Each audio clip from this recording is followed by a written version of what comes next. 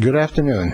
Welcome to the regular meeting of the Council on Aging. First, I'd like to apologize due to an error in the printing of the Global Senior Adult Center newsletter. The luncheon that we had here today was not too well attended. And the luncheon that is shown in the bulletin for Friday, December the 4th, is not going to be held. To begin our meeting, I'm calling this meeting to order, and I'd like Mr. Silverberg to lead us in the Pledge of Allegiance. Together, I pledge allegiance to the flag of the United States of America and to the republic for which it stands, one nation, under God, indivisible, with liberty and justice for all. Thanks, Bill. Francine, will you call the roll, please? Commissioner Borking? Here. Commissioner Fotheringham? Here. Commissioner Grimm? Here. Commissioner Healy? Here. Commissioner Loomis is absent. Commissioner Norgan is absent. Commissioner Shentes? Yeah. Commissioner Searden is absent. And Commissioner Silverberg? Here. Thank you. At this time, we welcome any public comments. Are there any? There are no public comments. Yes? We have someone coming that would like to speak during public comments, but he's running a few minutes late. So if we could come back to that Sure. in a few minutes, that'd be great. Be happy to. Thanks. At this time, I'd like Commissioner to introduce our speakers. Our first guest speaker today is Captain Ron Oatman of the Ventura County Fire Department. Captain Oatman has been a member of the fire department for 21 years and has been a captain for 9 years, and I have it on very good authority that he's an extremely nice guy. That's what happens when you write on bio.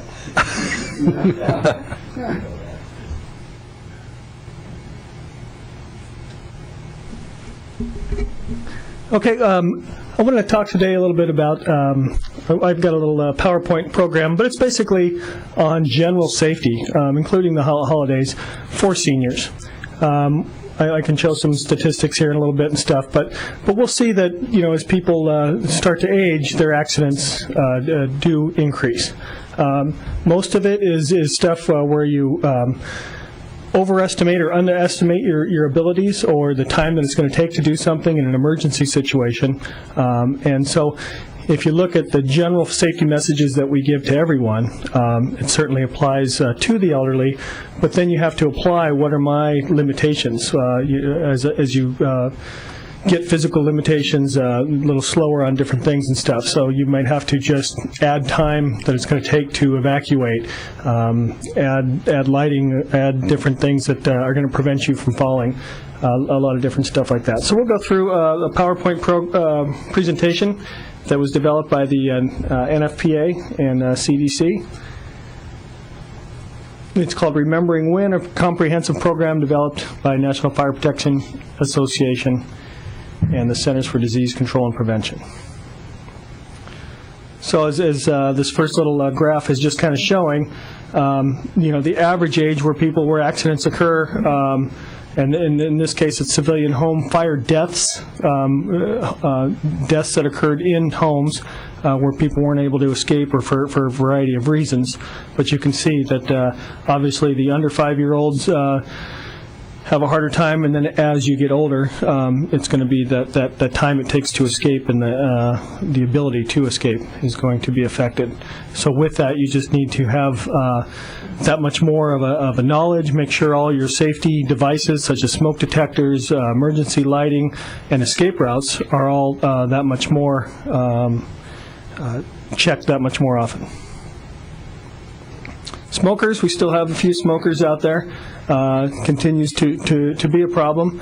So if you're going to smoke, you obviously never do it while you're in bed, and make sure the ashtrays that you're utilizing are actually deep enough to keep that cigarette inside. Space heaters, we find these to be a common problem. As people age, their heat the necessary heating in their house increases. They tend to like it a little warmer and stuff. By heating the whole house, that tends to be a little more expensive, and often we find people on fixed incomes and stuff. So these space heaters tend to be a little more financially efficient, and then give the heat right into the general area where it's needed. It's a great tool, but again, it's a tool, and it has to be treated like a tool. So you have to follow all the safety precautions with it. Keeping them at least 3 feet of area around them. Unplug them when you're not using them, and then just be aware of it's another tripping hazard, something else that is in your way, when you're walking through in the dark, or not paying attention as you're walking on by. So again, very good tools, but need to follow the directions as per the manufacturer. Be kitchen safe. This is the advice we would give to everyone. But as a senior, just that much more. It's real easy to become distracted. You're cooking something, the telephone rings, you wander off to go do something else, you forget about it, and which can cause a small fire, which again just affects general stuff. So wear tight-fitting or rolled-up sleeves when you're cooking to make sure that your something doesn't catch on fire. Use mitts to over the handles. Never leave the cooking unattended, like we just talked about. And if a pan of food does catch on fire, slide a lid over the top of it. It's very simple. Turn the heat source off, put a lid over top of it, and then go ahead and get out of your home. Call 911 if necessary. Don't cook when you're drowsy or utilizing medications or alcohol. Stop, drop, and roll, just like what we teach to the children. It affects us at all ages. If you were to catch on fire, you still need to do the things don't change as you get older. You still need to not allow that fire, that clothes that are on fire to be fed oxygen. So the stop, drop, and roll, just like we learned back in elementary school, you stop, it just means that. You don't run around screaming that you're on fire. You drop down to the ground, cover your face, one, so you don't burn your face, but mainly to cover your mouth, your respiration area. That's when people get burned, if they actually breathe in those superheated gases, people end up dying from the internal injuries from the fire that they burned. And then rolling back and forth puts the fire out. If you do get burned, cool a burn. Again, it's just like what we teach to the kids. Just water, just cool it continually. Call 911 for help, but in the meantime, just continually cool that, because that skin will continue to burn even when the heat source is gone.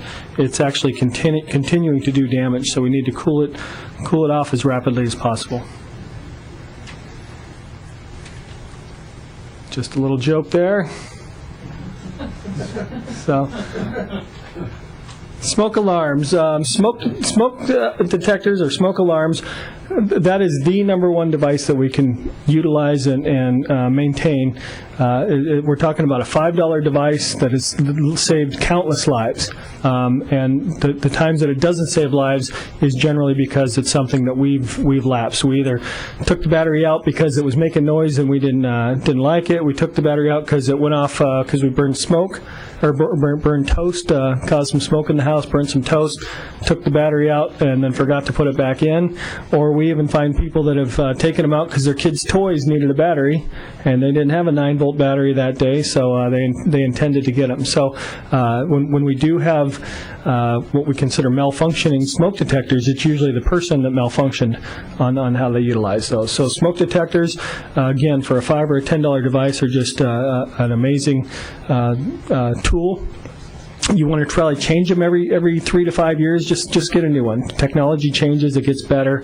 Dust gets up there, spiders get up there. There's things that can affect it. It's still just a device, and it can go malfunction after the years. So the main thing is to test it regularly by just pushing the button, make sure it's working. Change the battery twice a year. When we recommend that when we change the clocks, go ahead and change the battery. You can that battery is probably still a good battery. We don't want it in the smoke detector anymore, but you can still just utilize that battery to stand by for a flashlight or for that kid's toy that you needed or something like that. But change the smoke detector every couple of years and change the battery twice a year, and check it about once a month. Plan and practice your escape routes from fire. We preach this and preach this. Children take things home from school and go over it with their parents and stuff, but it's something we take for granted. But when we look at elderly people that are going to need more time, to a little more of a reaction time, a little more of a warning time, all that kind of stuff, that's really going to come from practicing. You can say, oh yeah, if a fire ever occurred, I'm going to go out that window over there. But have you ever actually gone over to see if you can open that window? Is there a desk in the way of that window? Are there rose bushes outside that window? So to actually practice that as much as possible is going to give you your best bet. Just like in any football team, you practice how you play. So you got to get out there and actually practice the plays sometimes. Know your local emergency numbers. We make it pretty easy with 911. But if there are other extenuating circumstances of phone numbers that you need to know, make sure you have those. If you live in a gated community where you have a security system or something like that, make sure you have that number handy. But 911 is always a good fail-safe. Plan your escape around your ability. So as we increase in age, or whether it's age or not, if you have some sort of a handicap condition, you need to be aware of that and what's it going to take for you, what in your personal circumstances, and all the things that go with it. When we talk about wildland things, which is a whole different subject, but when we're talking about evacuating, that kind of stuff, each person has to look at what's it going to take for their family to evacuate. When you're looking at evacuating your family and possibly pets and horses and depending on where you live. So if you look at this, whether you're in an apartment or in a large house, just make sure whatever you think it's going to take you to escape from that house, and then add a few more minutes based on what your local ability is. Be prepared. Learn to use every exit from your building. It's kind of like what we talked about earlier. We can talk about going out that window, but we need to practice. Make sure we can open that window. That kind of stuff. Maybe it's been painted over. How many of you have had windows that you've painted before, and then when you went to open it, you couldn't do it? Another graph here. This is showing unintentional falls. By 5 years of age all the way on up. So as you can see, it rapidly increases once you're over about 70 years. The falls occur a lot more often. Exercise regularly. You guys have heard that for years and years, but the better condition you're in, the better condition, one, you're going to be able to react to an emergency situation, and two, if an accident occurs, you'll be able to recover that much quicker because your body's healthy. Take your time. You're more likely to fall when you're rushed or distracted, so just anything you're going to do, give yourself a little more time to do it, and try not to be distracted.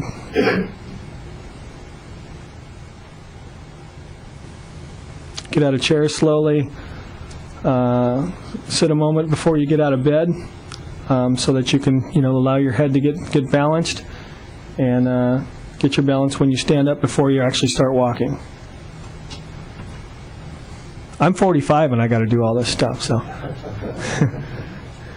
Clear the way. Make sure that your paths of travel don't have clutter. Make sure there's no magazines, clothing, books, just things that you can trip over. That space heater that we talked about earlier. Make sure that the areas that you are going to travel don't have any tripping hazards. Look out for yourself. See an eye specialist once a year. Poor vision can increase your chance of falling. So improve the lighting in your home. Use night lights.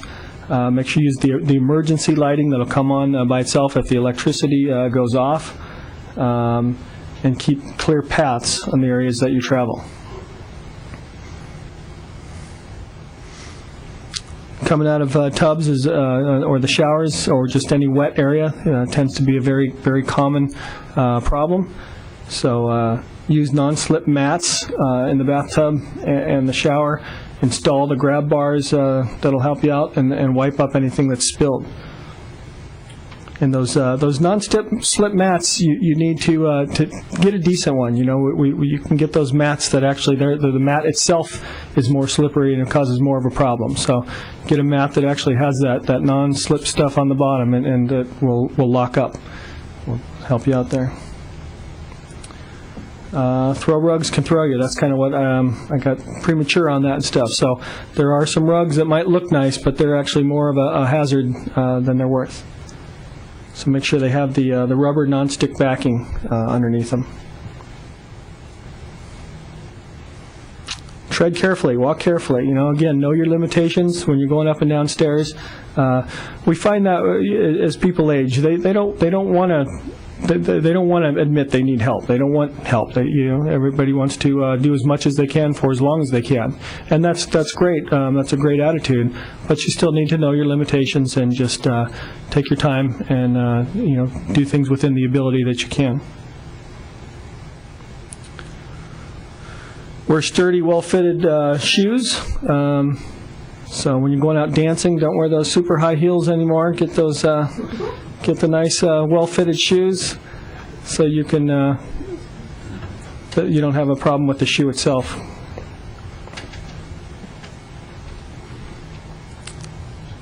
Show off what you know about fire safety and fall safety.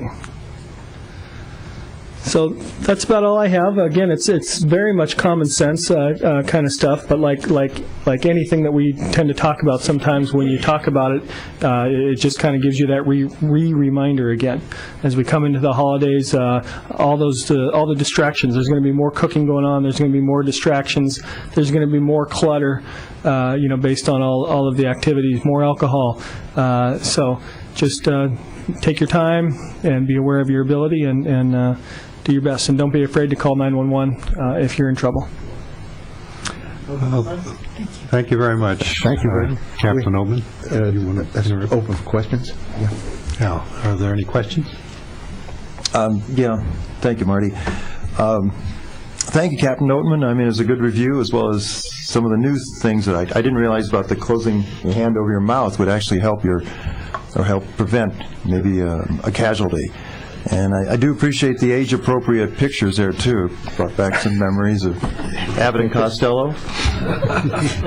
You didn't catch me. No, that was Laurel and Hardy. Jeez.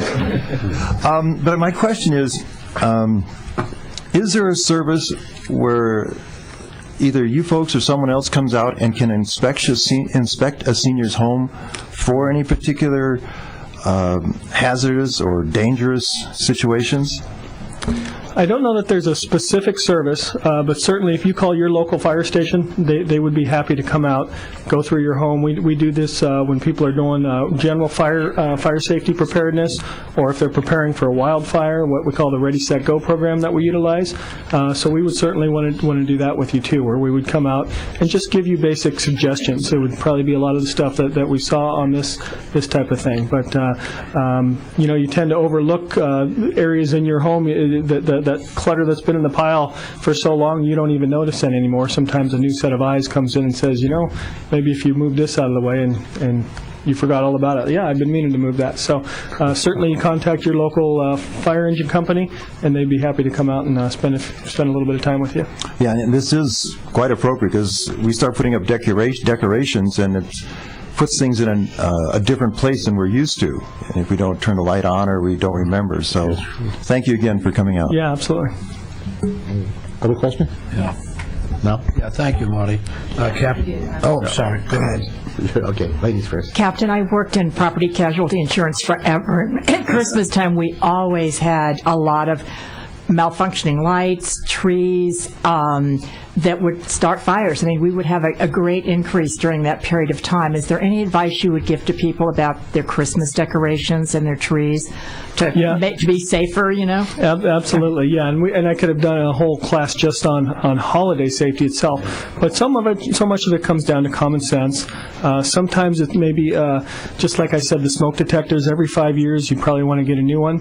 Same thing with the Christmas lights. If you're using Christmas lights that are, pretty aged now and they've got electrical tape fixing them up, there's Christmas lights that are more energy efficient now, and it just eliminates those problems that you've had from the weathering that they've occurred through the years. So newer devices are certainly going to help, and then basic stuff like blowing candles out when you're done using them. Don't leave them unattended. The cooking, again, we increase our cooking and stuff in the holiday times, and that's great. But then at the same time, we've increased our phone calls and our busyness, so we tend to leave that stuff. So all the stuff that we want to do year round, we just really want to have a vigilant attitude towards that stuff.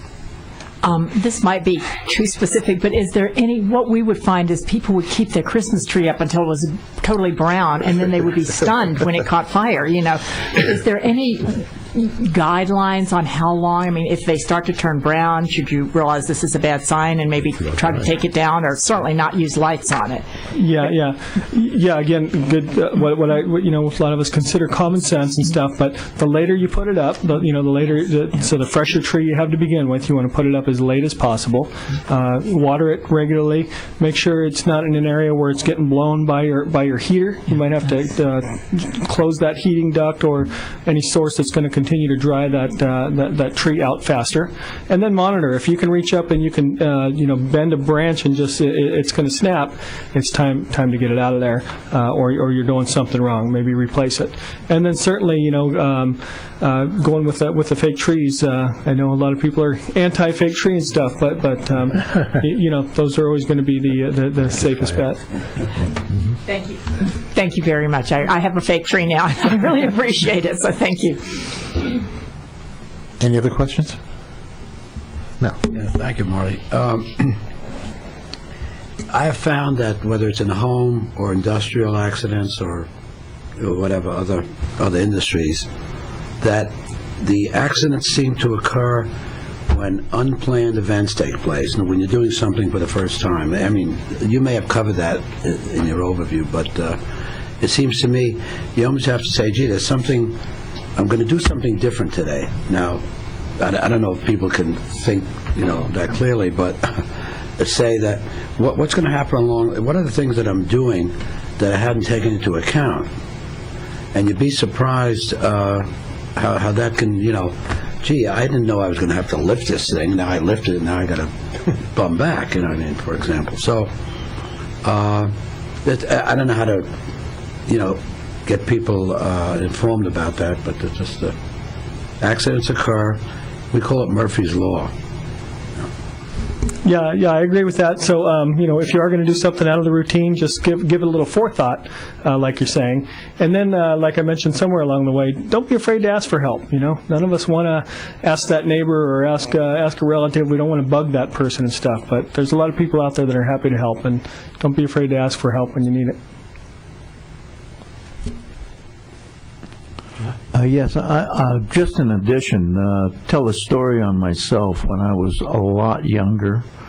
At the end of Christmas, when I wanted to get rid of the tree, I did one of the dumbest things anybody can do.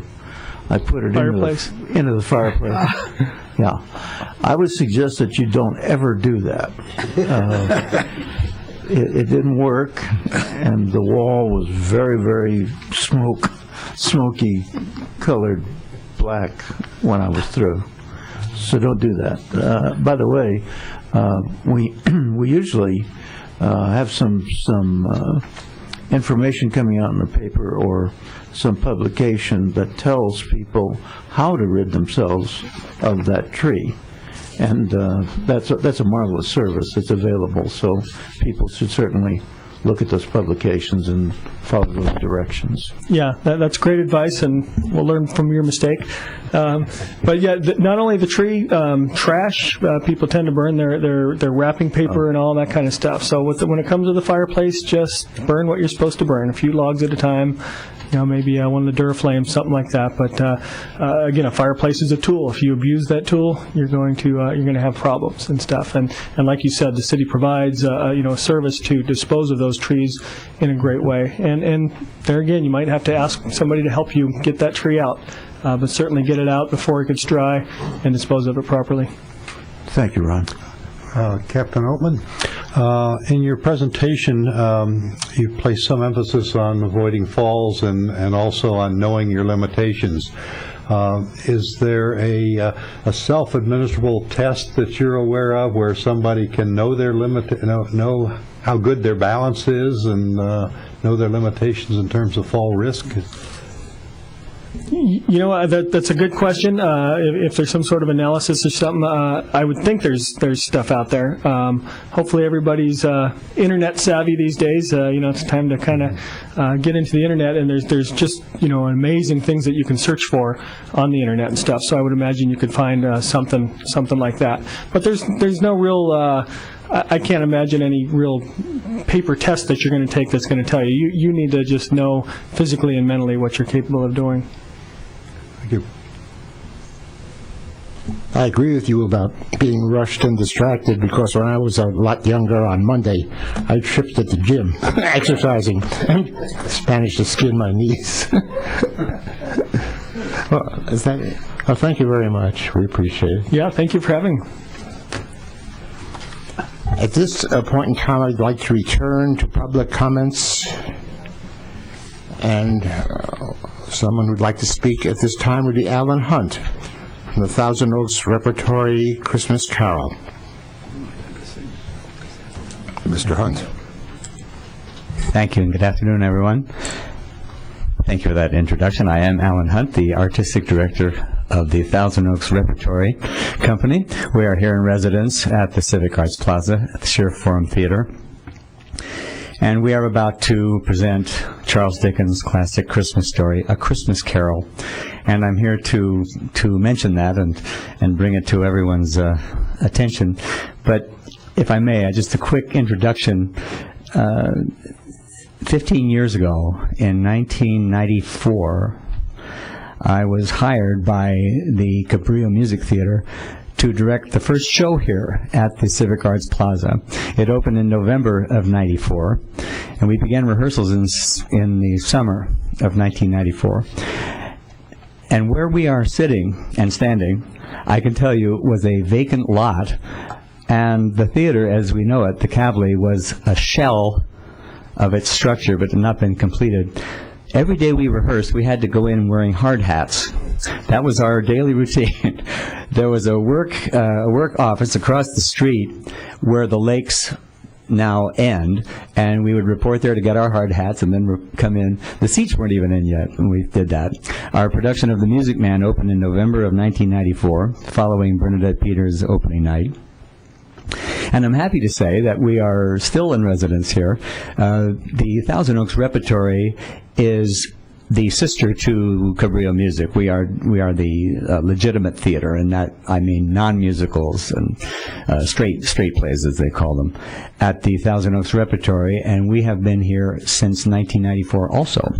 In 1994, after that production of Music Man, the first Christmas Carol production opened in the holiday season of 94, and we have been here ever since. So this will be our 15th year, the longest running show here at the Civic Arts Plaza, and we're very happy to be continuing that tradition.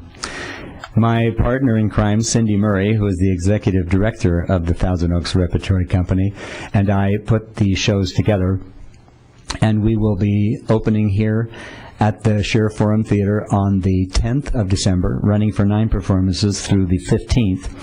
And I wanted to mention, if the public doesn't know already, our performances are in 2 sections. Part of them are for the schools, our nearby schools that are bussed in from around the area, and these are morning shows. We have a curtain at 9:30 in the morning, and we present it to the various schools that come to see us. And then the other half of our performances are for the general public, and that is starting Friday night, the 11th of December, and runs that weekend. We do 4 shows Friday night, 2 on Saturday, and a Sunday matinee. Now that Christmas Carol has a new movie out, as you all know, Jim Carrey, we want to make sure it's known that that's not what we're doing. We have our own version. But it's a time-honored story, and one of the reasons we enjoy presenting it so often is that this is a novel that Charles Dickens had written in 1843, and here we are in 2009, and the story still has great significance for all of us, and our children especially, who delight in the very simple lessons that Charles Dickens taught us. as a member of this repertory, we are very happy to be part of this chain to continue and present it. So if you've come to see us before, thank you for that. And if you haven't, please come see us. We would love to have you. And the flyers are all around the Civic Arts Plaza complex. So once again, I thank you for your time. Please come see us. And thank you, Francine, if you're still here, for that. Thank you all. Can I answer any questions? Say again, Alan, the dates and the times, please. Thank you. It is the 10th of December, which is a week from Thursday, and we open that day. We do 9 performances over a 5-day period from the 10th to the 15th. And as I say, some of the performances are for the schools. They're bussed in, and those are in the mornings, 9:30.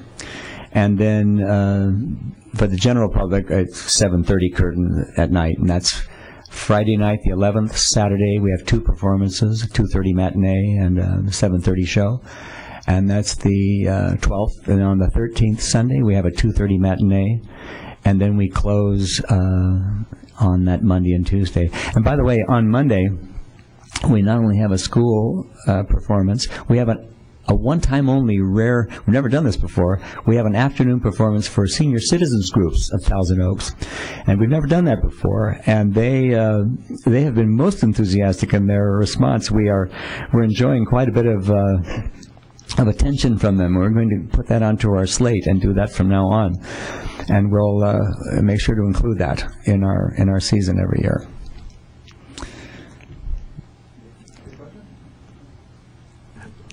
Just a question. Is there a special price for seniors? Oh, yes. That's always, it's funny. This is the cycle of life, as Shakespeare says. We start as children, man.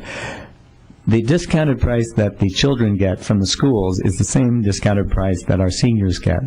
It's only we who are in the middle who have to pay the full price, ladies and gentlemen. That's the price we have to pay. Although I agree with that man about getting out of bed in the morning and taking a minute before standing up. And he said he was 45. That's pretty good. But but yes, we do give it. And a special price also for groups. So that's very much on our mind, too. We just love the attention, and there's quite a community here, our seniors, that we like to welcome to all of our shows, but particularly to the Charles Dickens piece this coming December 11th and 10th and 12th, 13th, 14th, 15th. Thank you. Thank you all. At this point, we'd like to return to our regular schedule. I'm sorry, we didn't get a comment card. Oh, I didn't know you needed one. We were invited. Oh, you were? Yeah. But, all right. Could you step to the microphone?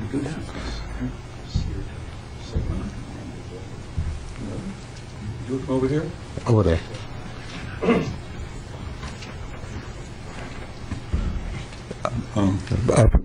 Please tell us your name and your organization. I'm Marvin Chernoff. The organization is the Not So Young, or is it Not So Old? Not the Not So Young Readers Theater Company. And I appreciate the comments you made about. I'm 77 and I have Parkinson's and balance problems, so if I hold on tightly to the podium, so be it. There's been a group at the Global Senior Center, a literature class led by Pat Ellis for about 9 years, and we're all members of that group on Wednesday morning, and I think one of the members is here. And it's a wonderful group. And about 6 months ago, some of us decided we wanted to read things other than regular books. We wanted to read plays and do interpretations, so we started meeting at a different time, and we're reading plays now too. And then a few months ago, we decided to perform some plays. We were having a good time doing plays, and we had some original material, which is very, very funny. I wrote it. I'm sorry, I'm embarrassed, but that is funny, though. Yeah, it is funny. Anyway, we decided to we were having a good time, and we wanted to share it, and we don't charge anything. We're sort of a traveling company. We've done 3 shows in the last 3 months, and we're looking for invitations from people to come and do. But we're traveling. We'd like to get people who want to come and see it. We do 45 minutes of basically comedy.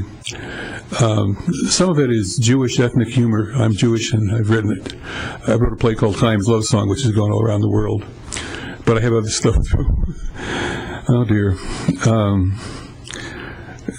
Bob, would you come up here, please? Bob is one of our members. We were about 10 or 11 people from the Wednesday morning group, and we're sticking close to that number for a while we get coalesce and so forth. The play we're doing currently is called Carmen Cohen from the Herring Factory, which is a takeoff on the Carmen show, and we've got takeoffs on a number of other things. Bob is one of our leading actors.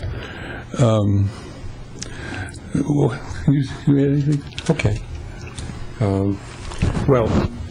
Just a couple of things. As Marv said, we've done the show 3 times already. Once at the Global Center, once at the Simi Valley Senior Center. We've done it at the Grand Oaks Retirement Community, which is opposite the lakes. We have a show coming up in January at Temple Adat Elohim. We're going to do the same Carmen Cohen show at Brandeis University at a fundraiser of theirs. Marv, I think, is a little modest. He wrote the show that we do, and he's also written plays that have been literally produced around the world. One play of his ran for 200 performances in New York and has never been stopped being produced. It's currently, I believe, being produced in Tel Aviv. It was recently produced in Canada and St. Louis. So we have a resident playwright. We have a group of ham actors, of which I am probably one of the biggest hams. And we are happy to perform this play free of charge for anyone who's interested in seeing it. The people who might want to see it don't have to provide anything except an audience, and we'll provide the actors, the props, the music, what have you. So that's basically who we are. And if you have any questions, I'd be glad to answer them. Are there any questions? One thing. The average age of our group members is 78. That's the average. Average age. We don't have anybody at 90 yet, but we're waiting. And practically everybody in the group is a beginning actor, so we have more enthusiasm and energy, than we do skill, but we're coming along with that too. But it is a very funny afternoon. Yes. Were there any questions? It's not so much a question because I know you guys, but I just want to comment that the group that they were referring to, the bigger group, the literature group at Gobel on Wednesday mornings, is probably one of the best groups I have ever belonged to, with a hugely intelligent group of people there that just know so much. And it's from the Gobel Center, and it's one of their many, many great programs that people should try to attend. But this is on 9:30, is it? No, 10? it's from 10 to noon. It's really remarkable. It's a book discussion group that meets every week. And typically we will have 25 people in attendance week after week after week. It's led by Pat Ellis and her husband, who are retired high school English teachers, who do just an absolutely sensational job. And we discuss all sorts of books. Generally, lately we've been alternating between recently written books and classics. So we've read, anybody from Dostoevsky up to recent writers. And this theater group formed among people who were in that literature group who decided they wanted to read plays out loud, and we met in each other's homes for that. And then from that reading group of reading plays, we decided that that wasn't enough. We had to be performers. So that's where all this came from. Thank you guys very much. I totally recommend that class, the whole literature thing, and I'm sure anything that you guys took out of it and brought somewhere else would be just as good. Oh, yeah, we're very good. I'm sure you were very good. Thank you guys very much. You're welcome. Thank you very much. And when you have a little chance, could you fill out one of these speaker cards? Let's returning to the agenda. Nick, would you introduce our next speaker? Yes, our second guest speaker of the day is Sergeant Don Aguilar, who is with the Thousand Oaks Police Department, where he spent the last 21 years of his life. He's currently a public information officer, is in charge of the bike patrol, and has responsibility for 3 resource centers.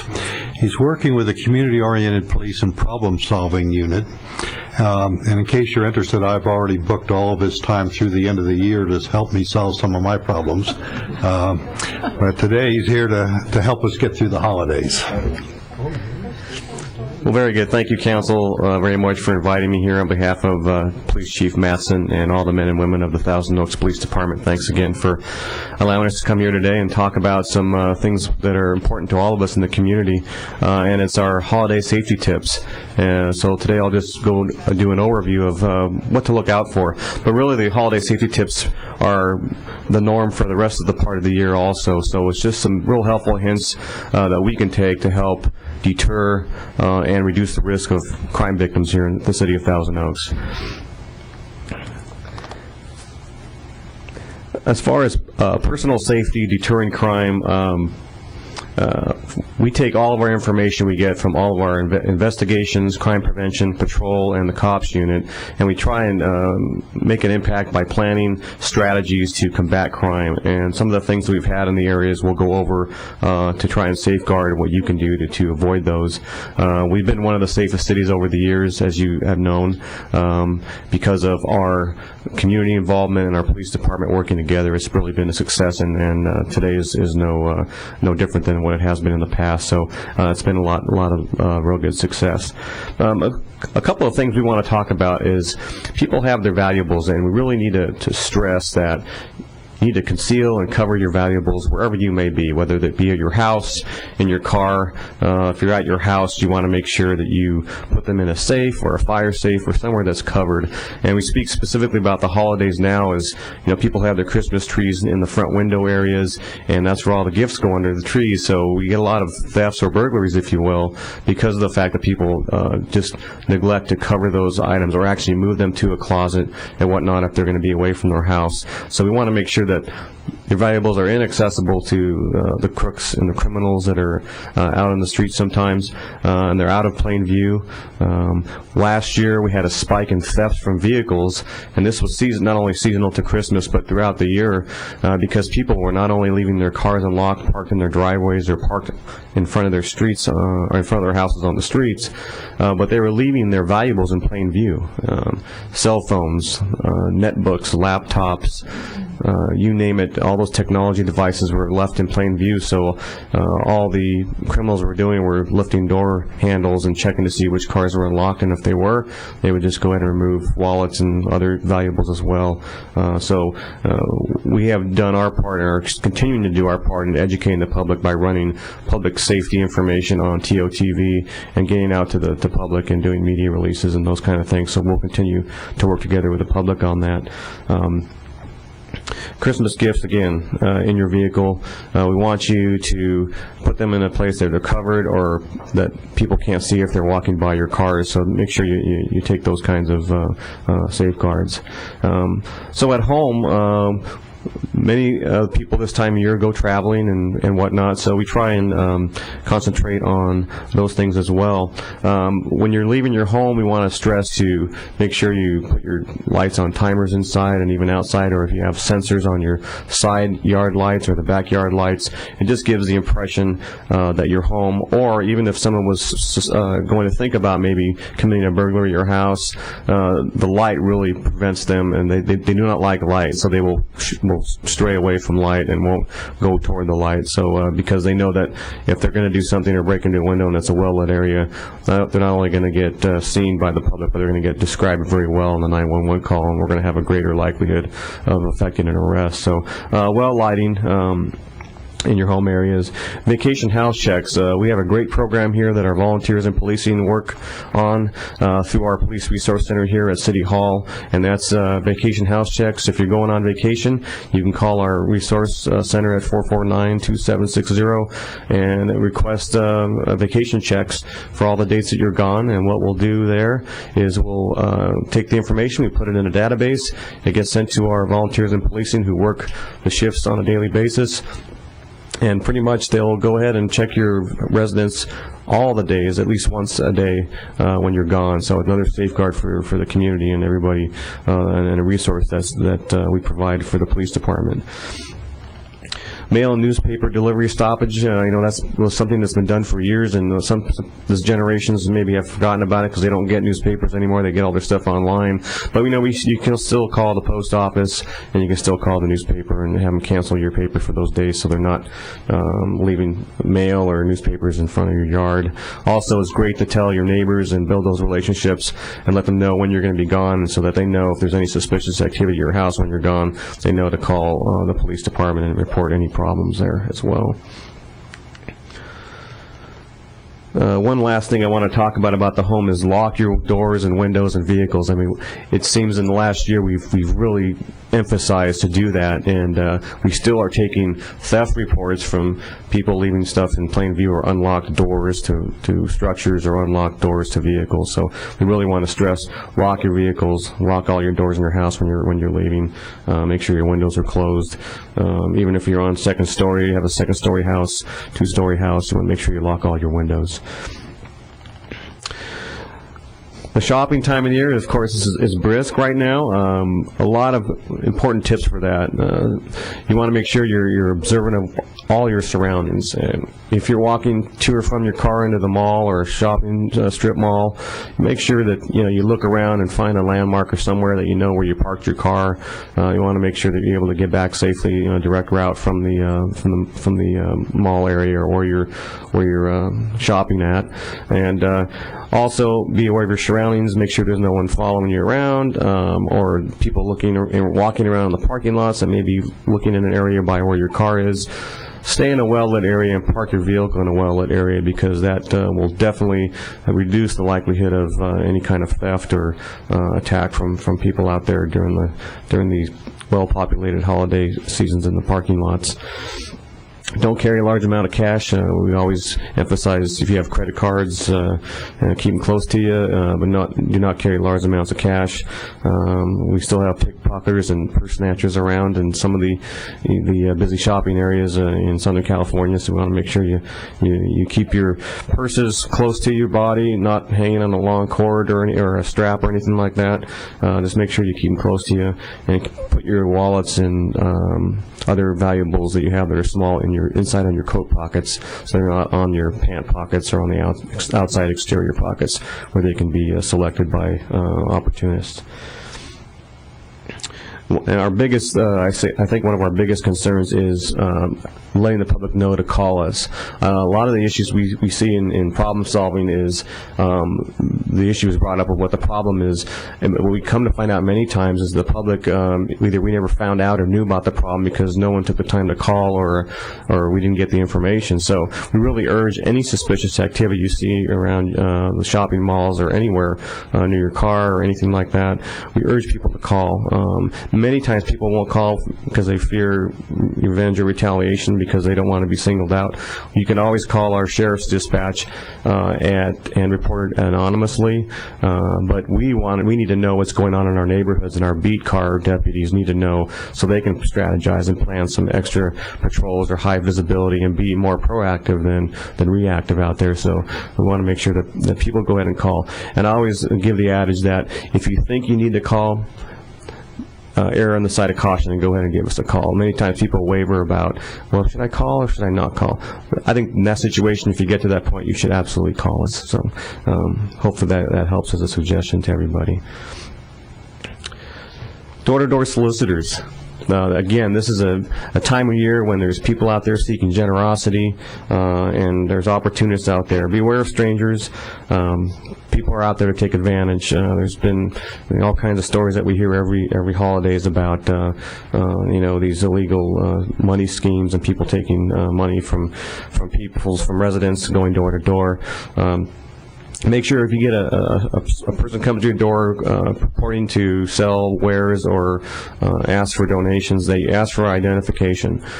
Through the city here, even if they're nonprofit, they're still obligated to fill out a permit and let us know, and have that permit on file, the information on file, let us know that, hey, they've registered with the city, they are legit. And if they don't have that, then they're either in violation of the city permit ordinance, and if they don't have any picture ID or other form of identification that they will present to you, absolutely call and let us know what those situations are with those door-to-door salespeople. And when you call in, we urge and make sure you get a good description of the people. Clothing description is probably the best than other descriptors, but absolutely, if they don't have a permit, become wary about those people. I can speak specifically from an issue last year with the bike patrol. They stopped a couple of narcotics violators in the city. It turned out that these two females were involved in a fiduciary elder abuse scheme that was regional, that spanned the areas of not only Ventura County, but Los Angeles and Orange counties as well. They worked with LA County Sheriff's officials and were able to link them to elder abuse all across the areas. There was a reported loss of $300,000 to elder victims, and the Bike Patrol was able to uncover that whole scheme, and they were honored last year, or actually at the beginning of this year, by the LA Sheriff's Department with the LA Star Scroll Award for their working together with LA Sheriffs. And since then, several other arrests were made, and the arrests resulted in prison sentences for all those involved in that case. So again, these were people who were purporting to be healthcare nurses who were offering care in the home, and they would ask for large deposits of money, and that's how they operated and schemed money out of quite a few victims across the area. So in that arrest, we were able to avoid having any more crime victims of that nature here in the city of Thousand Oaks. We're real thankful for that.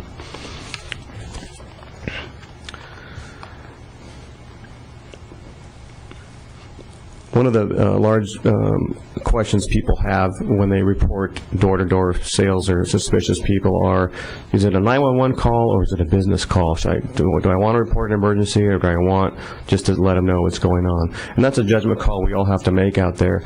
If it's something that you think is suspicious enough that he may be or she may be hanging around the area doing some more of that kind of activity, I feel absolutely necessary. You should call 911 and get us out there faster, so we can at least stop and contact these people and find out what they're doing. So, it's not out of the ordinary. We get 911 calls because people are reporting suspicious subject before they leave the area, and that's real important for us to get those people. Our time element is a lot smaller, and our response time is faster if we get a 911 call in, and makes it a priority call for us to come out. So we encourage people to call in at any rate, but use 911 discretionary, but we want to make sure we get out there too and encounter what the activities going on out there. And lastly, property inventory. We still urge people and members of the community to archive all of their valuables. We have the Sheriff's Department and Police Department have a logbook we can hand out to any citizen that you can document all of your valuables on it. Keep it in a safe place, in a fire safe or somewhere that you can keep under lock and key. And if you have a digital camera, take some photos of it. That way, if it's ever taken or stolen, if it turns up on a search warrant somewhere else in LA or another city in the county here, we have the opportunity to be able to give property back to you. So we encourage that as well. So serial numbers, photos, and also log your credit cards. It's another important credit card accounts. As soon as the theft is committed, or you are aware of the theft of your credit cards, immediately call your creditors and let them know, so that they can track and stop and determine the point when your service was finished and when the card was stolen, so that they can track the illegal purchases. And that's pretty much what I have to share with you today. I'll take any questions you may have, and again, thanks for letting me come out today. Thank you very much. Marty, yes. Number one, I just want to confirm what he said about keeping a property list, because not only for you guys would it be helpful, for them, for their insurance, if they want to supplement that claim and document it would. Sorry. Just confirm that how important it will be for the person if they have a list for their insurance company, if they have a property theft at home or from their car, that they have a list of all the things prepared that were stolen. It'll make it much, much easier. The question that I had was, in my own neighborhood, and I was going to bring this up, I think a week ago, there was some young people going around door to door. I live in an older neighborhood. The houses are set pretty far back, so you really have to make an effort to get up to the door. And my neighbor next door's older. He's also very sick, and so he believed or felt that the person that came to the door was not only just trying to maybe get money, but was trying to see inside of his home and look at stuff. Is it really necessary to even open the door to these people? I mean, is it okay just to say, no, I'm sorry,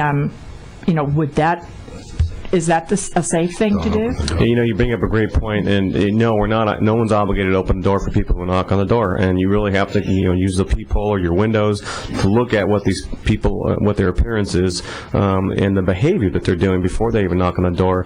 In this instance, it looked like maybe he was doing a reconnaissance or a casing the area, maybe to look for valuables, and we absolutely want people to call on those situations, but absolutely do not open your door for anybody unless you're comfortable after you're able to see them. Turn your porch light on at nighttime, and if it's an odd hour of the night, they can't sell past 7 p.m. at nighttime, give us a call, and we'll come out. And, if it's someone who's casing the area, that's one of those 911 calls we want to get to make sure, because chances are that's not the first time that person's been casing the area, and he's probably involved in some other crime that hasn't been detected yet, or has some other stolen property in his car or something like that. And that's a great point. And the other point about the log is, if you have that log, we get all the information when we're there the first time. Many times when we take a report, the information is not available, so we have to go back a second or third time and get that information. So it really makes it more efficient for all of us to help investigators in following up with the crimes if we do that. Thank you. I know that his daughter did report it to the police. I think it was about a week ago, and I'm not sure what came of it, but they told her to be very careful, because sometimes people can come in and just be looking to see what you might have available inside the house. So thank you very much. Thank you. I have a question along the same lines dealing with door-to-door solicitors. And you mentioned one is a permitting violation that could occur, and you should check to make sure they actually have a permit. The second is fraud, and to what extent does the first protect one from the second? Do you catch people who actually went out to got a permit, but then they're defrauding seniors that going door to door? Usually not, and the reason is because all the permits, the applications that come in go through my purview, and a background check is done on them, and if they have any kind of a record at all, they have a previous record, which most of the fraud people would have some previous, stolen possession of stolen property or petty theft with a prior conviction. That will surface, and we absolutely will deny those applications. So basically, they have to have a clean record, and if they've been through the system at all, we will know before I approve that application or permit. Wonderful. Your comment about the volunteers in policing, how big an organization is that, and without spending a lot of time, how do you go about getting involved in that? What do you look for? Well, we're looking for people who want to serve their community and still want to be of value to the community. And one of the ways we do that is we have what we call a citizen academy, where we invite people from the community to come to our 12-week program, where they meet once a week and they find out what the police department is all about. They see different presentations. I facilitate that. They have narcotics come in, the bike patrol, the SWAT team, internal affairs, all those things they're exposed to. They go on 3 field field trips. They go to the jail, the crime lab, dispatch, and the academy, and they visit all these places, and usually at the end of those classes, which they are pretty full every time we have them, put them on once or twice a year, they have about 25 or 30 students in them, and most of those students in there, because of their experience, that's kind of the breeding ground of where we get our volunteers from. They have that enthusiasm, that charisma that they want to know more, and they become involved by applying for a volunteer, and we have, I want to say, over 150 volunteers for the city here, the police department, and they do great service. They work in our resource centers, they work out on patrol, doing our house checks, taking minor type crime reports and traffic accident reports, traffic control. They really are a huge benefit, and thousands of hours a year. We're going tomorrow night to the Volunteers in Policing Holiday Dinner to honor them, and they really are a special group of people who really want to continue to serve. Many of them are retirees, or they just want to be more active in the community. You can also get involved through the Retired Senior Volunteer Program at the Global Senior Adult Center. They provide a lot of volunteers for the police department as well for that program. So all you have to do is go talk to Cindy. Sergeant, are there any health restrictions on being in that program? As long as you're able to healthy and do the tasks that are required in the job description, there shouldn't be a problem. I have a question on the 911. Calls from cell phones, are they handled the same? Do they go to you, to the police department, or to the highway patrol? Well, thanks for bringing that up. The 911 call from a cell phone does go to CHP first, and what they'll do is they'll transfer it over. Once they figure out what the jurisdiction is, they'll transfer it over to our dispatch, and then we'll get a call out. So there, as you can see, there is a lingering of some time if an in-progress call comes in of a robbery or something like that, where it's not from a landline phone. So we have to really step up our response and try and get there as soon as we can. But at least it is another form of communication that allows us to work on things. We have drivers out there who are angry, and those kind of things. And we get in-progress calls like that. At least we have someone with a cell phone in the car is able to do the play-by-play until we're able to get in the area and respond and to effect the arrest or handle the call. So. Well, thank you. Just one real quick comment. I left my stuff on the screen there. If anybody has any questions or any citizens, they can call our resource center at 449-2760, and my email is up there, don.aguilar@ventura.org. And the menu up there on the left-hand side of the screen is all the departments we have that we offer on the website to all of our community. I just want to extend our invitation to people who visit the website, toaks.org, and you click on departments and click on police department, and you'll get the full menu there, and it has a full description of what we are, what we do, and we encourage people to visit the website and learn more about the police department. Thanks again, and have a great holiday for everybody. Thank you very much. Thank you. Next item on our agenda are the committee reports, and appropriately, the first committee report is the one on fraud. I don't know who made this up. Well, fraud's are kind of funny things. They kind of come and go, and there really aren't very many new ones. They kind of rise and fall with the economy sometimes. Like the Ponzi scheme. Ponzi invented his scheme back in 1920, but, it's still here today. Well, the one I'm going to talk about is one that's been around for a long time, but what the thieves do that are involved in these frauds, they take advantage of the situation. And so sometimes they'll bring back an old fraud from long ago because the situation kind of lends it to it. And one that's current right now, well, you've been reading a lot about bank failures, bank mergers. Credit card companies are changing their rates and their terms and conditions and credit limits. This is an opportunity for thieves can take advantage of. So be careful if you get an email that says, well, due to the changes in our bank or in our credit card system, we have to confirm that your account is current. And if you don't confirm that your account is accurate within the next, so many days, it'll be frozen. And that's pretty scary. Nobody wants their account frozen. Well, if you click on the link that they put in that email, you get a pretty page up on your internet, from the internet on your screen. It will look just like the one from your bank. You won't be able to tell the difference. And then they'll give you a place where you can put in your name and your password, but it's not going to the bank. It's going to the thief. He now has access to your bank account, and he can, not only does he have access to it, he knows exactly how much money is in it. Take him a minute to take it out. So be careful. Do not click on any link in any email from anyone that you don't know. Instead, go to your bank, the bank's website directly. The one that's printed on your statement that you get every month, or call them. I've gotten some strange phone calls from my credit card company asking me for some information that I kind of felt they should already have.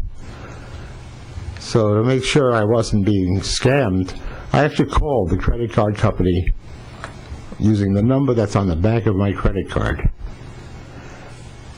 It turned out that it was a legitimate call, but it never is a mistake to play it safe.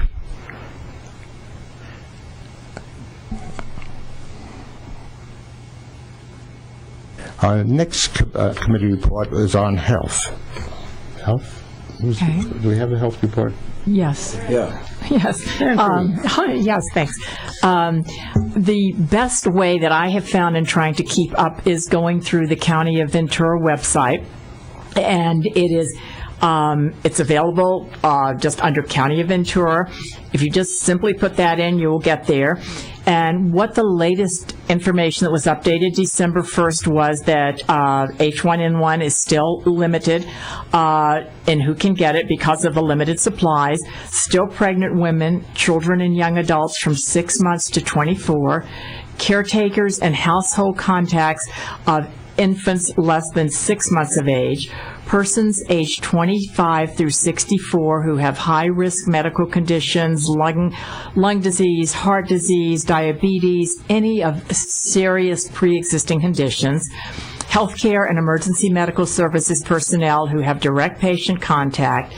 There are other local doctors, however, this is the county's guidelines. Local doctors, however, have received some doses of this, and I think they are going through their own patient list and determining who would be really, really in need of this. The seasonal flu vaccines are available. They do run in and out, but the very best way that I found that you can keep up to date if you're interested in getting the injection is if you email V for Ventura, CPH, it's Ventura County Public Health capitalized, .updates@ventura.org. And all you have to put is subscribe in the subject line, and you will receive emailed updates of where the vaccine is available in the county. There's also a number, it's 805-981-5390, and they have recorded, updated information, or you can simply use the 211 system if you have other questions. But that's the easiest way to keep updated because it does change daily. Thank you. Thanks, Nancy. The next report is from the Housing Committee. Thank you, Martin. The only report we have from the Housing Committee is from myself, which deals with the Ventura County Homeless and Housing Coalition, which has been doing wonderful work to carry out a 10-year plan to end homelessness in Ventura County. And this has been under the direction of Kathy Brudnicki, who is the executive director. And she has working with her an army of very dedicated volunteers. It's this time of the year when we turn to those in the community who are less fortunate than us.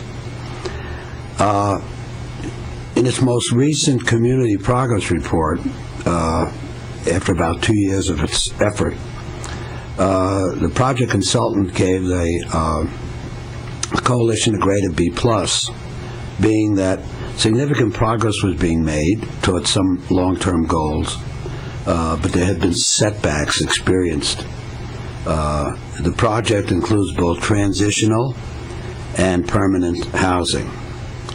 The project has strong support from the county and cities, as demonstrated by the attendance of County Board Supervisor Chair Steve Bennett and staff for the entire meeting, as well as representatives from most cities.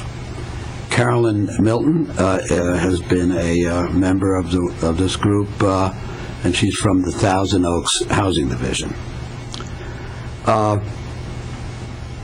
Next month, the county will go through another homeless count, which takes place as required by the people from the U.S. Department of Housing and Urban Development.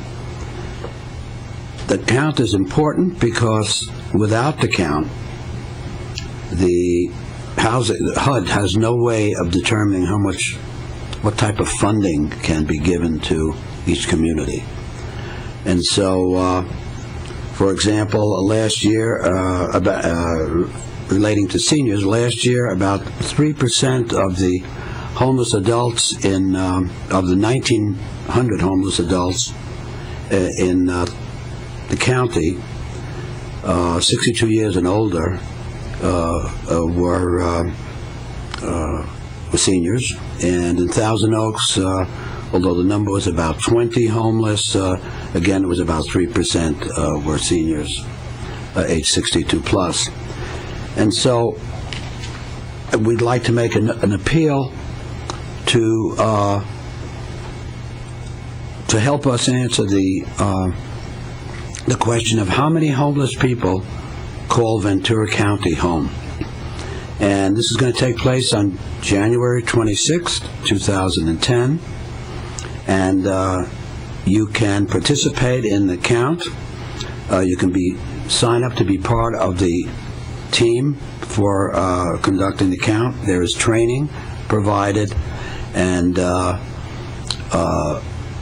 people of all ages are welcome, and seniors certainly can be involved because myself, my wife, and several other people from one of our other organizations has been involved, and I think if we can do it, probably anybody else can.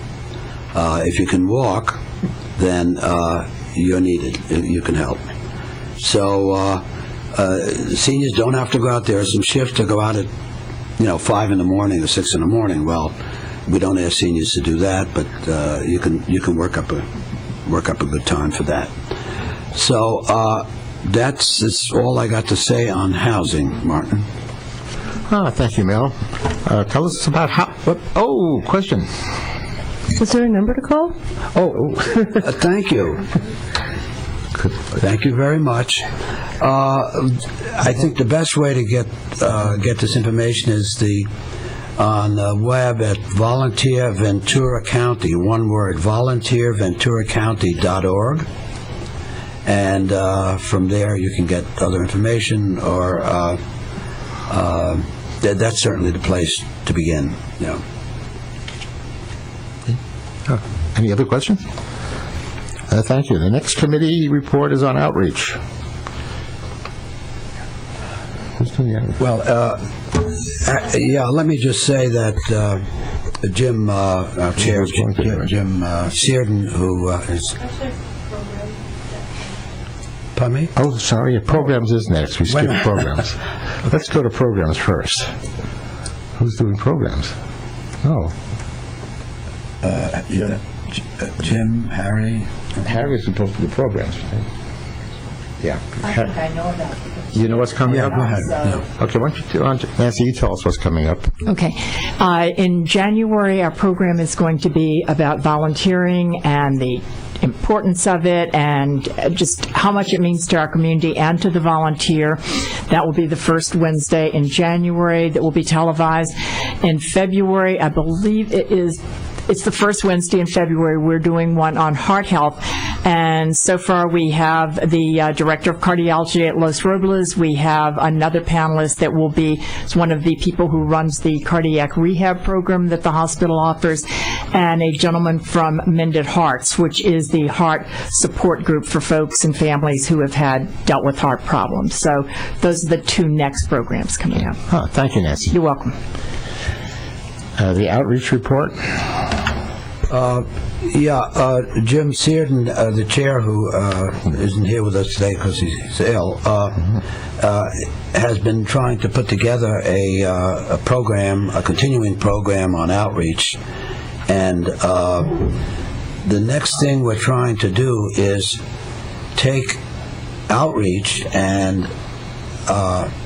make it a part of a marketing program in conjunction with the Senior Adult Master Plan. It turns out all of these three things link together in a overarching strategy. So we're now, Jim has been in contact with some marketing specialists in the area, and we're going to start this from the top, and the top being starting here at City Hall, where any marketing we do or outreach we do, particularly in marketing, obviously involves public information and public relations. So we need to first get our public information people on board, and our website IT people on board, and put the whole program together. But in outreach, there are a number of visits that are planned to venues, senior venues in the area. For example, we did outreach at the fair, the city fair, and I guess it was October. And we're going to continue to look for those kinds of venues. However, I think integrating our product and what it is, what it's going to be because of the adult master plan, the things that it is expected to accomplish, we want to present a full picture of what the Council on Aging and has to offer the seniors of Thousand Oaks now and in the future. Thanks, Mel. And The one program I know that we're working on for January is a presentation for the Los Robles volunteers, their program for their monthly meeting. So we're really looking forward to getting out over there because the volunteers there do a huge job for the hospital and community. Thank you. I want to add something. Go ahead, Mel. Yeah, now that the word volunteer keeps coming up, and it turns out our organization could not exist without volunteers, and we'll say more about that later in my next report. But everything that we're doing depends on volunteering, and that's, for example, in outreach, we'd like to reach out to volunteers who maybe haven't had an opportunity or the information on how to participate in this work, in this great effort. So. Part of outreach is reaching volunteers who have a lot that they can offer to the community and to the city. Yeah. Thanks, Mel. But you can continue right along because the next item on the agenda happens to be the Senior Adult Master Plan implementation. I'm getting too much exposure. I can't help that. Okay. Well, thank you. That's actually one of my favorite topics. As you all know by now, the Senior Adult Master Plan was approved by the City Council in October, and in October we launched a program to implement the Master Plan. Master plans are great, and they're no good if they sit on the shelf, and sometimes that happens. So we have a very proactive, dynamic, energetic senior master plan implementation committee, which was made up of 6 teams. And I'd like to say, and it's basically volunteer-driven. Our Council on Aging, our members provide our advisors to each of the various groups. But it is, again, here's a case where we have, this job could not get done. And I want to recognize 3 people in the room who are on, in fact, our implementation committee. And on my left, we have Andrea Koval, who takes time out from her busy schedule at the Global Center to be on the recreation and lifestyle, active lifestyle team. We have a new member of the that's joined us recently, and that's well, there's 2 new members, but the first one happens to be the wife of one of our commissioners, Dave Grimm, and that's Cork Grimm. And thank you very much for joining us. You set a great example for. I think some of us have to be careful, but some of us need to get maybe the rest of our wives out there too. Anyway, we also happy to welcome Susan B. Shore, who is on our recreation and she's the chair, in fact. Thank you, sir. The chair of the Recreation Active Lifestyle Group, and what we have observed just from talking to our advisors and just reading some of the reports and the emails, the number of emails I do get, the work is what's going on is just enthusiastic. I mean, we have empowered the volunteers to get the job done, and we here at the City Hall have to do everything we can to ensure that you have the proper support and resources to get that job done. So right now, that's a big thing that's going on, and I think it's just exciting, and this is the kind of thing that will ultimately find its way into what I call the outreach matrix. Also the first meeting of the team leaders of the SAMP implementation committee is going to be held here on December 16th at City Hall, 11:45, and information is now being exchanged so that we can come up with a productive program. I should say now, having mentioned that we have volunteers, we can use more. We have no limitation on how many additional people who have a passion to get involved in the community, who have skills, backgrounds, and experience that can be offered to this work. There's a job for everyone.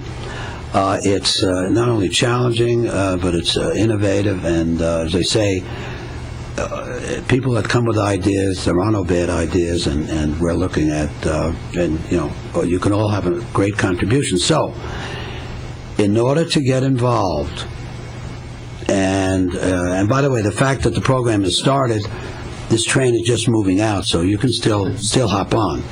In order to get involved in this program, the simplest way is to call 449-2743. And the phone will be answered by Francine Spriggle, who is our super able, unusual Z person, I'll say. And we all wouldn't be here if it wasn't for her. So anyway, that's so that's what I want to say about. I want to also thank our. We have advisors here. Yes. 1, 2, 3, 5 advisors who help get whose job is to advise, meaning help the teams get their jobs done, but not tell them how to do it. Okay, and that's working great. Thank you very much. Thanks, Mel. Let's see.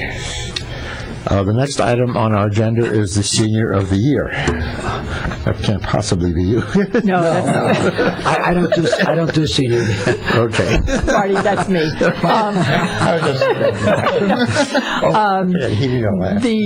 We really urge everybody, if you have a person that you have been admiring all the volunteer stuff, all their commitments to whatever they're doing, please try to make sure they get nominated for the Senior of the Year. The organization for which they work has to actually make the nomination, but you could certainly contact the organization. The nomination forms are available on the website, and if you know somebody that you feel should be recognized, please take that step just to make sure they are. Thank you. Thanks, Nancy. Our next report is on transportation. Dave? Thank you, Marty. I wanted to have everybody realize that we do have, work with me, cameraman, work with me here, that we do have a program in the TO Transit Organization. Yeah, it's not about me. It's really here. It's about this. The Transit Organization for TO is having a holiday shopper shuttle. Oh, that's magnificent. This is an extension of the regular routes that they have during the day, but it's on Saturdays and Sundays now. So this will be an added way for folks to be able to get out and shop local. There's something more towards this than just being the holiday. I mean, there is some consideration by the transit city as well as the transit provider to provide Saturday or Sunday service. So this will give if not a data point, at least an idea of the interest behind what we can do to have transportation available, public transportation available during the weekend. And another something else here, again in the colors of the season, the schedule, as I said, is the same, but be looking for signs like this and, ooh, a little limp, wow. To see what we can do about utilizing the public transit system during the holiday season. I know we don't like getting bills, but if you got one recently from the city on the water, there's another little handout here that can give you more information, and it shows how you can access TO, the website, www.totransit.org, and this has not only information on the transit for the holiday shopping, but for all the other aspects of transportation in our area. While we're at it, there's another thing that sort of shifting to the dial-a-ride. Just to remind you folks, we talked about this last time, but advanced reservations are available now for dial-a-ride, up to a week in advance. And we'd like to encourage folks to start utilizing that to help in the economy of the overall system, as well as to ensure that you folks can get a reservation when you need it, at the time when you need it. Let's see, there's one other thing I wanted to bring up here. A new program that's being started is looking for volunteers to help folks at different transit points within the system. We'll be talking more about that in the future and on a different discussion, but be aware that the transit system is looking for organizations or people who are willing to stand and help other members of our community in utilizing the transit system. Okay, any questions? Thank you, and happy holidays to everybody. Thanks, Dave. One advantage of using public transportation is you don't have to spend all your time riding around the parking lot all day long looking for that rare open space. Very good. Next on the agenda are the liaison reports, and the first one is from the Ventura County Area Agency on Aging. Yeah, thank you, Martin. Let me just talk a little bit about what the Area Agency on Aging is for new listeners, and also to be able to introduce a new member, new delegate to the Ventura County Area Agency on Aging is has an advisory council, and that includes myself and a new delegate, Commissioner Fotheringham, and we call it the AAA. The Area Agency on Aging is formed under the Federal Older Americans Act, and it involves It receives funds from the federal government regularly and from the state when the money's available.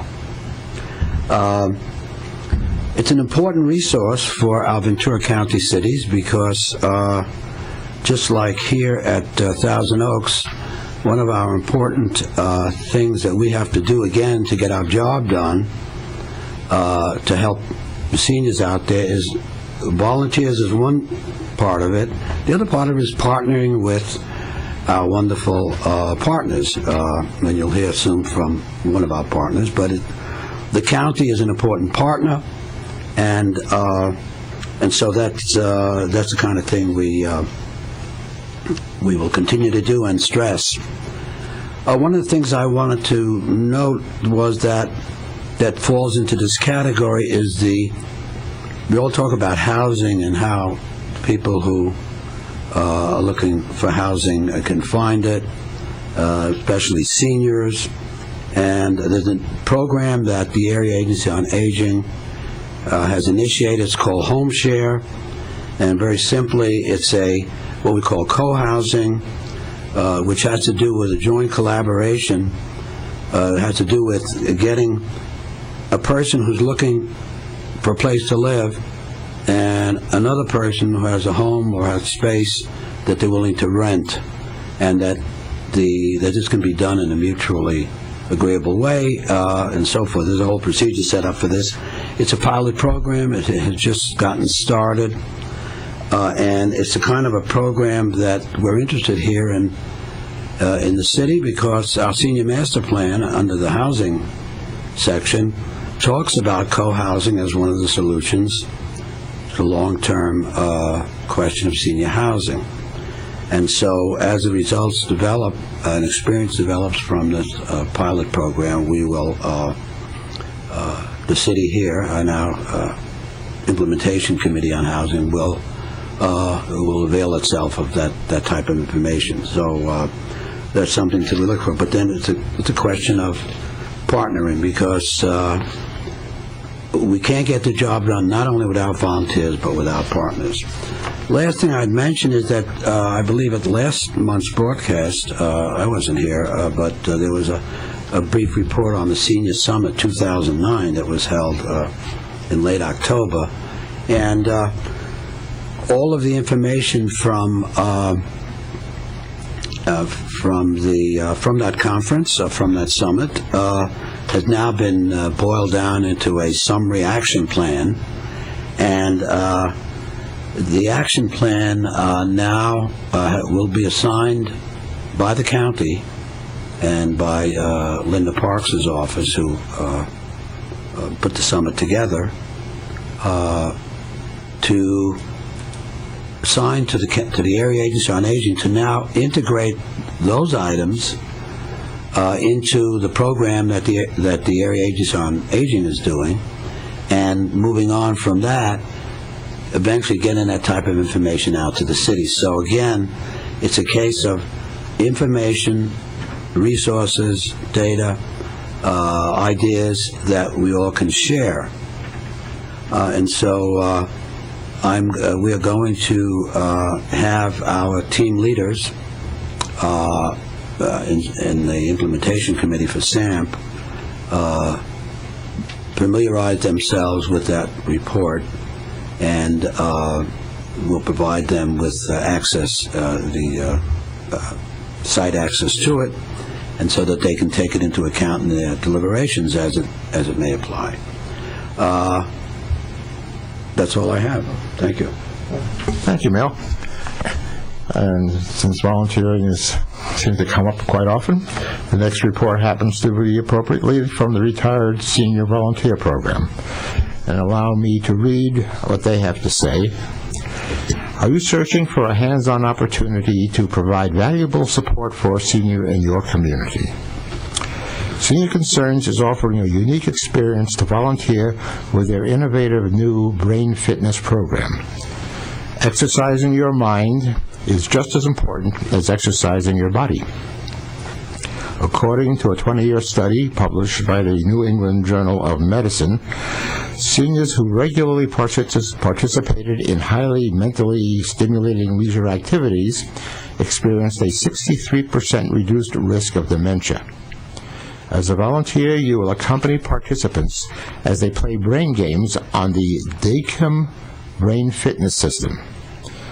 This fun system is a touch screen, so no experience with computers is necessary. Individuals who enjoy working with seniors and have time available from 10 a.m. to 2 p.m. one day a week should call RSVP at 381-2742. And the next report is on the Global Senior Adult Center. Andrea, Good afternoon. Just a couple points. Earlier you were talking about flu shots. There is a local place just down the street called Wellness Mart on Thousand Oaks Boulevard. They've been having flu shots there that you can purchase. It's either $25 or $30. And they periodically have the H1N1 for those specific groups. So you might want to look them up in the phone book or give them a call and see if they have the flu shot that you're looking for. But they've been a somewhat pretty steady provider from what I understand, and I've called them a couple different times. So that's another place for the flu shot. And as far as retired and senior volunteer program, I just wanted to say that yesterday and today is their large volunteer recognition luncheon, and they had about 270 yesterday and I think about 250 today for lunch up at North Ranch. It was just absolutely beautiful and lots of people. I was shocked. There's a couple of people that have actually been volunteering for 30 years with them. And there was a good probably 20 or so people that put in over 1,000 hours a year. So that's basically 20 hours a week. And so those are some awesome volunteers out there. So if anybody's looking at doing something, just give a call there at the 381-2742 number, and you can get linked up doing something fun and special in the community. It was really, really nice. I was at the luncheon yesterday. Go over some programs coming up real quick here. We do have our Professors and Pastries coming up. Tonight should be Intergeneral Teaching and Literacy. And then the 16th should be the Economic Crisis, where it came from and where is it taking us. So if you need reservations, if you want to come to those, please call us. I'll give our number at the end, because you do need seating, and every once in a while there's been people sick, so make sure your name is on that list, so if something happens, staff or myself can give you a call. The Rotary Club is doing their annual holiday breakfast Friday, December 11th. It's early, it's 7 a.m. to 8 a.m., so it's right before most of our main programming that takes place in the hall. You do need to have your name on that list, and as of right now, I think we have about 40 or 50 spots left, because we take up to around 160 people. So we've already got over 100, so if you're interested in doing that, you definitely have to call and get your name on there. Our holiday party for the center will be Monday, December 14th from 1 to 3, and we take up to 300 people for that, and there's probably only about 50 or so spots left for that. So, and that one you actually need to come into the center, get your name on a list, and get a ticket. Even though it's free, we give you a ticket, so it gets you in, and it also gets you in the drawing for our holiday presents. And we have some really good entertainment, which I'm not going to divulge because it's going to be fun and special. Then we do have, everything's revolving around food. Monday, December 21st is a holiday luncheon, so it's right before the main Christmas part there, because I think Hanukkah is on, the 11th, I think, this year? 11th, December 11th. So this is kind of right in between, so we're kind of celebrating both Christmas and Hanukkah, and so we'll have a really nice meal. We did this in last month for Thanksgiving, and we had over 100 people, and we're doing it again. This one is going to be, has a little twist, though. Instead of your suggested donation of $2.50, you can make your donation of canned goods for Manna or toys. So that can be your donation, and you can bring that instead. Or if you want to do both, you can. But you can do one or the other. Yeah. We do have our New Year's Eve dance and casino night coming up. Of course, it's New Year's Eve. Ooh. And we've kind of got a Greek theme going with it, and I've got some great door prizes if you're doing the casino. It's $25 per person, $30 at the door. That shall be fun, and we have a live band. You get hors d'oeuvres, you get a sparkling champagne toast at midnight. There's noisemakers and hats, and of course casino and dancing and fun, and everybody dresses up. It's a good night. Oh, and one that I'm kind of forgetting here, kind of went a little out of sequence. We have Candace Score, who's a senior liaison with a Caring Solution, and she will be presenting solutions for helping you with your loved one, so almost like parenting a parent or helping other aging family members, and some solutions to that. And that'll be Monday, December 14th from 4 to 5:30. So got to call in, get your name on the list, so we make sure she's got enough people to run that program. And again, I want to apologize for anybody out there listening that the meetings today, our brochure has the wrong date on the front, but the correct date on the inside and the back where we always put it. So I'm really sorry, so I hope people out there figure that out. And I'm trying to think if there's anything else I'm supposed to bring up. The winter brochure for Canal Recreation and Park District for all programs is out and is being mailed. So when you get that, hold on to it, because it does have everything for Goebel in there for main classes, as well as all the other centers. It's for kids and youth and adults and all sorts of fun things. And to find us at the Goebel Senior Adult Center, you can either do the 805-381-2744 number for any of the information or any of the listings. If you need to email us, it could be gsac@crpd.org. And a lot of people are starting to really email. And we also have our website up. So, of course, that's www.goebelsenior.adultcenter.org. And if you forget, you can put Senior Center Thousand Oaks or Goebel Center. It'll get you there. So those are some ways you can find out updated things. Is there any questions from anybody? Yes. Yeah, I got one. On your New Year's Eve party, what time zone are you going to celebrate midnight in? Pacific. Well, you want to know? I got another one, too. We managed to get 100 or so better people there for it. You're still young, come on. In the interest of levity in this holiday spirit, in the old days used to be a dime a dance. What is it going for now? I don't know if I'm there. I don't think you could afford me.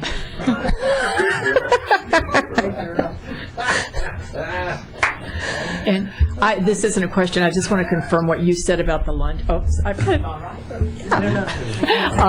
The lunch yesterday, the RSVP lunch, yes, was absolutely lovely. At my table, I hadn't known anybody. We all had a good time. People got to share all the many, many different volunteer opportunities there already are available. Mm-hmm. So I can't too highly advise that RSVP is just a great way to go look to see if there's something for you. So. Oh, definitely. And Cindy and Judy and Jackie and her advisory council did a very, very nice job. I think it was a great way to start everybody's holiday there. So thank you for mentioning that. Yes, so anybody out there who does volunteer through RSVP or does things at the Goebel Senior Center or at the hospital, because the hospital has their volunteers, but we also help supply some of the volunteers, make sure you turn your hours in, because you need 150 hours per year to be invited to the luncheon. And then the more hours that you have, then there's also presidential awards, there's pens, there's all sorts of neat incentives besides the feel-good feeling that you get back for giving to your community. Anything else? All right. Thank you. Well, thank you, Andrew. That brings us now to commissioner comments. Any commissioner have a comment? Dave. Thanks again, Marty. as I think the viewers can observe, that we don't have our full staff complement here today. One of the folks who is not in attendance is Harry Norgan. Harry had his heart worked on, let the doctors get in there and play with it for a while, and so he's in a recuperative state still. We know you're watching, Harry, and I know we'll get a critique, but we'll look forward to see you coming back after the first of the year. Get well, Harry. No? I wanted to mention two things. One was and perhaps Nick may have something to add to this. On Saturday, the 5th of December, and the invitation's already gone out, the Area Agency on Aging, in cooperation with the Ventura County Medical Center and the California Healthcare Foundation, who has been a grantor to a special symposium on basically, given that the social and financial costs of chronic diseases in Ventura County are high, we need to develop new strategies on how to do this. They've brought together members of the medical profession in the area. I believe, Nick, some of our folks from the Health Implementation Committee are going to be there. I think about half of the ones who were in attendance at today's meeting are planning to attend that. Oh, good. Okay. Oh, that you had a meeting today. Wonderful. Great. Okay. Because here's again a case where, in partnering with the county, our health committee team can, in fact, get information on how we might be able to get together and tag on to this kind of an effort on how to do how to improve our chronic reducing chronic illness for a variety of reasons. So that's the main thing I wanted to say. I also wanted to mention in a sad note that a person who has been with us for a long time, they've been with the council and the Ventura and California senior legislator. Her husband, Paul, passed away, and this is June Glasmeyer. So June, if you're watching, we send you our heart-warm condolences, and we send you our thoughts and prayers are with you at this time, and look forward to talking to you soon. Thank you. Thanks, Mel. Any other announcements out here? Just a couple quickies. I forgot a long-term seminar that's going to be this Friday at the center from 10:30 to 11:30. It's by Tina Dickinson, and she's just going to be going over the basic information that everybody needs. And considering you're already talking about chronic illnesses, that can lead into long-term care.